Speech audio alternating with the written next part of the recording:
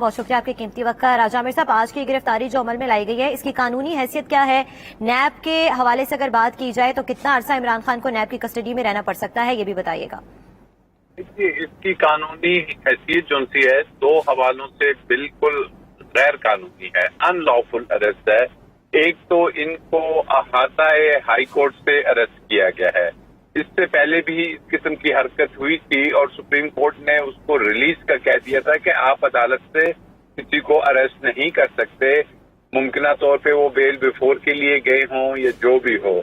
Number 2، NAB کا جو یہ اریسٹ وہ بتا رہے ہیں القادر یونیورسٹی سے، تو القادر یونیورسٹی کا جو کیس ہے، جو نیب امینڈمنٹس ہو گئی ہیں اس میں یہ ضروری ہے کہ جو کسی قسم کا مالی فائدہ اٹھایا ہو۔ اس کیس میں یہ ایک ٹرسٹ کی زمین ہے اور ٹرسٹ کی زمین کسی کی ملکیت نہیں ہوتی، اور جو پیسے تھے جو 190 ملین کی بات کی جا رہی ہے وہ تو سپریم کورٹ میں جمع ہے، سپریم کورٹ کے فنڈ میں جمع ہے۔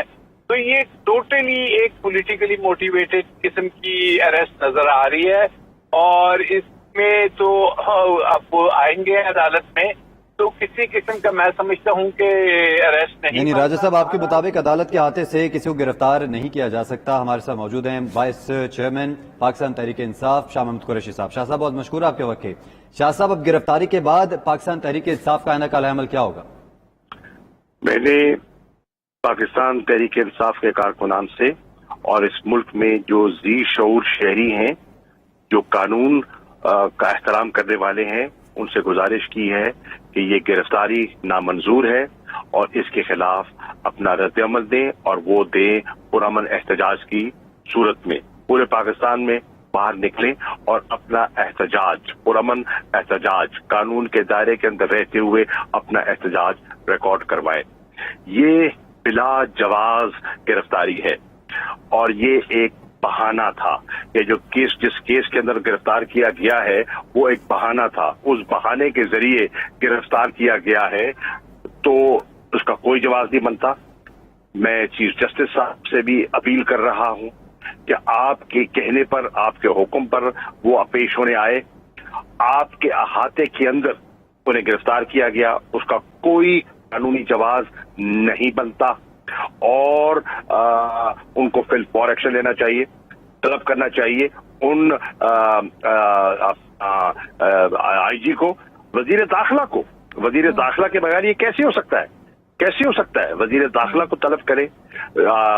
جو وزیر اعظم ہیں وہ تو ملک سے باہر بیٹھے ہیں، انہوں نے تو اپنی واپسی میں ایک دن کی تاخیر کر دی ہے، یہ بھی معنی خیز ہے کہ انہوں نے ایک دن کی آج ہی تاخیر کی ہے۔ تو یہ آپ ذرا کڑیاں ملا لیں، اور جو ہمارے خان صاحب کے اناؤنسڈ جلسے ہیں، میں سمجھتا ہوں کہ وہ شیڈیول برقرار رہنا چاہیے، اور تحریک انصاف کی لیڈرشپ ان جلسوں میں جائے، اور وہ جلسے جو ہے وہ خان صاحب کے ساتھ اظہار یکجہتی اور احتجاجی جلسے بن جائیں، اور ان 5 مقامات پر جو انہوں نے اناؤنس کیے ہیں وہ جلسے ہوں گے، پرامن احتجاج ہوگا۔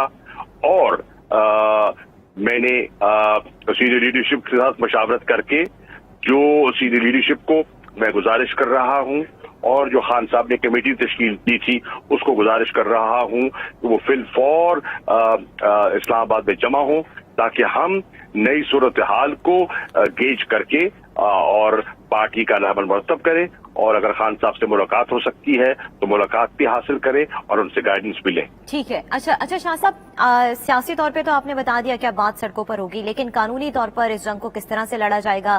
لیگل ٹیم کے حوالے سے کیا موومنٹ دیکھنے کو مل سکتی ہے؟ اور ایک اور بات یہ بھی بتائیے گا، کیا پی ٹی آئی کی قیادت کو اس بات کا اندیشہ تھا کہ آج یہ گرفتاری عمل میں لائی جا سکتی ہے؟ دیکھیے، یہ خدشہ تو تھا۔ آپ اگر دیکھیں، کل رات سے عمران خان اور دیگر لیڈرشپ کے نام زیر گردش تھے، ان کو گرفتار کیا جائے گا۔ عمران خان صبح جب روانہ ہوئے، روانگی سے پہلے ان کا جو ویڈیو میسج ہے، اگر آپ اس کو غور سے دیکھیں تو انہوں نے کیا کہا؟ اگر میں مطلوب ہوں تو لوگوں کو تنگ مت کیجیے، لوگوں کو پریشان مت کیجیے، مجھے وارنٹ دکھائیے، میں از خود اپنی گرفتاری پیش کر دوں گا۔ تو انہیں کچھ خدشہ اندیشہ था, मनसूबाबंदी हो रही थी, हमें उसका कुछ हमें उसका थोड़ी सी हमें उसकी खुशबू आ रही थी। ये एक पॉलिटिकली मोटिवेटेड केस है और हमने कानूनी तौर पर और सियासी तौर पर इसका मुकाबला करेंगे। मैं इंशाल्लाह जो हमारे वकला हैं उनसे भी राब्ता कर रहा हूं, मेरी अभी उनसे बात होगी और हम कानूनी और सियासी जो महाज पर मुकाबला करेंगे इंशाल्लाह। अच्छा साहब, ये भी कहेगा कि ये गिरफ्तारी क्या आगे आने वाले इंतखाबात पर किसी भी सूरत असरअंदाज हो सकती है? देखिए अभी आप जरा इसी मौजू पे रहिए क्योंकि इंतखाबात बात की बात है। इस वक्त जो इमीडिएट चैलेंज है कि गैर कानूनी हरबा इस्तेमाल किया गया और इमरान खान को जो हमारी रेड लाइन है उसको क्रॉस किया गया।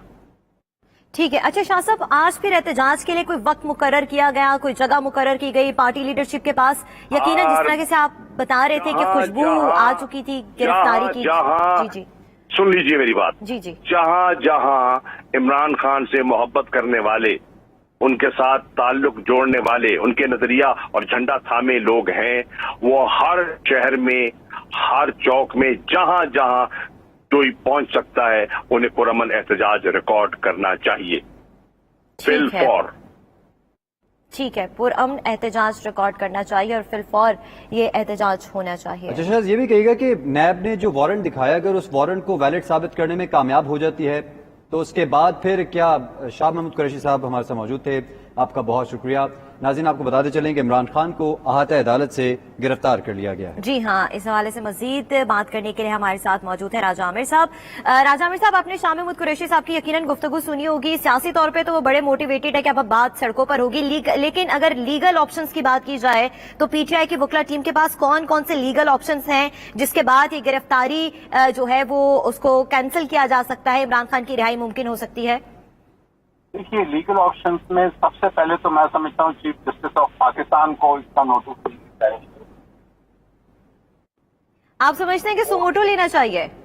बिल्कुल, कोर्ट के अंदर से अरेस्ट हुआ है। अरेस्ट कौन हुआ है? सबसे बड़ी सियासी जमात के लीडर को, जिसपे 150 केसेस बने हुए हैं। ये कोई ऐसा अरेस्ट नहीं है कोई एक आध केस का जो हो रहा है। तो ये एक उस पूरे जो एक सिलसिला चल रहा है उसकी एक कड़ी है और ये कड़ी हमें क्या बता रही है कि जहाँ पे 140-50 केसेस हो तो यकीनी तौर पे ये पॉलिटिकली मोटिवेटेड केसेस होते हैं। और नंबर 2 लीगल टीम कौन सी है, इसमें बड़ा क्लियर है कि इनको विद इन 24 आवर्स पेश करना है नैब की अदालत में और मैक्सिमम जो रिमांड है वो 14 डेज का है। और नैब की जो रिमांड की बात होगी तो ये केस में कोई नैब का ऑफेंस बज़ाहिर नहीं बनता है क्योंकि इसमें बेनिफिशियरी किसी को कोई फायदा नहीं हो रहा है। ट्रस्ट की जमीन है जो कि मलिक रियाज ने गालिबन की थी और जो पैसे हैं वो जो सुप्रीम कोर्ट ऑफ पाकिस्तान ने जो एलिगेशन लगा रहे हैं वहां से, और ऑन टॉप ऑफ इट इसमें कैबिनेट की मंजूरी है और कैबिनेट की जो मंजूरी होती है उसको नैब अमेंडमेंट लॉज के तहत तो उस पर नैब की जुरिस्डिक्शन नहीं बनती, उसका इख्तियार नहीं है कि वो काबीना की फैसले के खिलाफ कोई अरेस्ट करे। ठीक है। अच्छा राजा आमिर साहब, अगर नैब की तारीख को देखा जाए तो माजी में भी इस तरह के बड़े रहनुमाओं की गिरफ्तारियां अमल में होती रही हैं और केस उस तरह से स्ट्रांग नहीं रहे हैं, लेकिन ये एक प्रोसेस है जो नैब की तारीख से वाबस्ता है। इस बार भी वही किया गया है? देखिए, अगर माजी में आप देखते हैं तो केस टू केस भी थोड़ा सा डिफरेंस है कि ये केस क्या है। ये केस है, एक ट्रस्ट बनता है इधर गुजर खान के करीब मिसालपन वो जगह है। ट्रस्ट किसके लिए बनता है कि जी वहाँ पे कुछ यूनिवर्सिटी उन्होंने बनानी है, कोई उन्होंने सरे महल नहीं खरीदना, उन्होंने कोई एवन फील्ड नहीं खरीदना और उस यूनिवर्सिटी के जो उनसे ट्रस्टीज है, ट्रस्टीज का भी ऑनर नहीं होते, जो उसकी मलकियत होती है ट्रस्ट की वो किसी की पर्सनल मलकियत नहीं होती। और इसमें जो नैब के लॉज की अमेंडमेंट्स हैं उसमें देखना है कि ऑनरशिप की क्या डेफिनेशन है, उनके नाम पे नहीं है।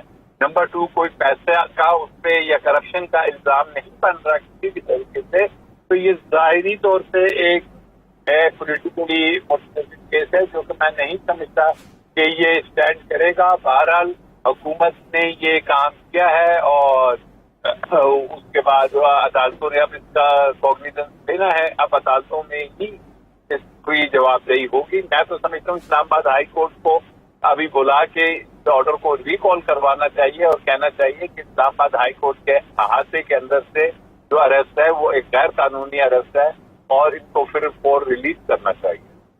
अच्छा राजा साहब, इस हवाले से जो मुख्तलिफ सियासी जमातें हैं पाकिस्तान की, वो ये मौक़िफ़ रखती हैं कि उनके दौर में, इमरान खान के दौर में मुख्तलिफ गिरफ्तारियां की गई और जिस तरह मुस्लिम नून का एक मौक़िफ़ है कि अकामे की बुनियाद पर उनको नायल कर दिया गया।